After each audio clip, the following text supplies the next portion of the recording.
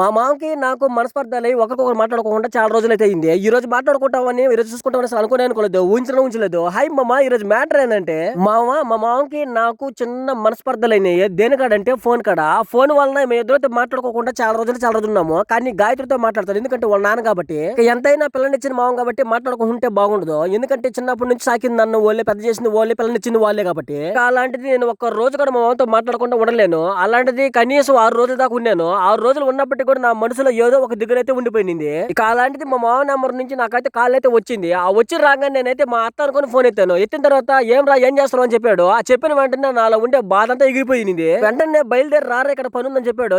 చెప్పంగానే నేనైతే బండి తీసి 4:57 అయితే టైం అయితే అయిపోయింది. ఈ టైంకి అయితే బయలుదేరుతున్నా. ఇక నేను బయలుదేరే టైం వచ్చి ఉదయాన్నే బయలుదేరుతున్నాను. చీకటిగా ఉందనేసి లైట్ అయితే చెక్ చేసుకుంటున్నా. లైట్ ఎలా అవుతుంది అనేసి గాయత్రి మొహంలో ఆనందం వచ్చి చూశాను. ఇన్ని రోజులకైతే మామ అల్లుడు మాట్లాడుకోవాలని చూస్తున్నా. అసలు అయితే పోవడానికి 500 రూపాయలు డబ్బులు తీసుకొని ముందుకైతే బయలుదేరి వెళ్ళిపోతున్నా. ఈ రోజు పెట్రోల్ ట్యాంకులు ఉంటాయో ఉండవని టెన్షన్ వెళ్తున్నా. పెట్రోల్ బంకులు కానీ లేకపోతే తిరుక్కొని ఇంటికి వచ్చేవాలి.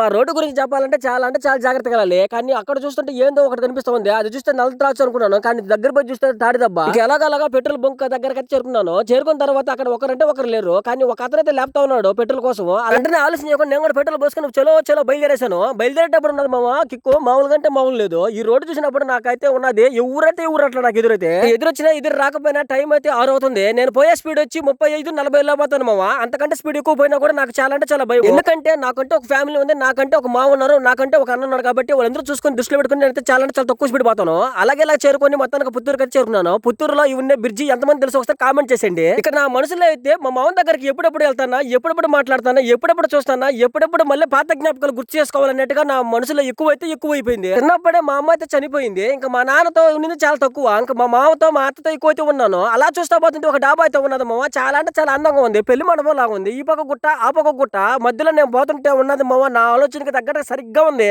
వీటినింటిని చూసుకుంటా పోతా ఉంటే 6:27 అయితే టైం అయితే అయిపోయింది. గేట్లు అయితే చాలా అంటే చాలా త్వరగా వచ్చి మా మామ అయితే తీయేస్తున్నాను గేట్లు లోపలికి వచ్చారా అని చెప్పాడు. చెప్పంగానే నాకైతే చాలా అంటే చాలా సంతోషం వేసింది.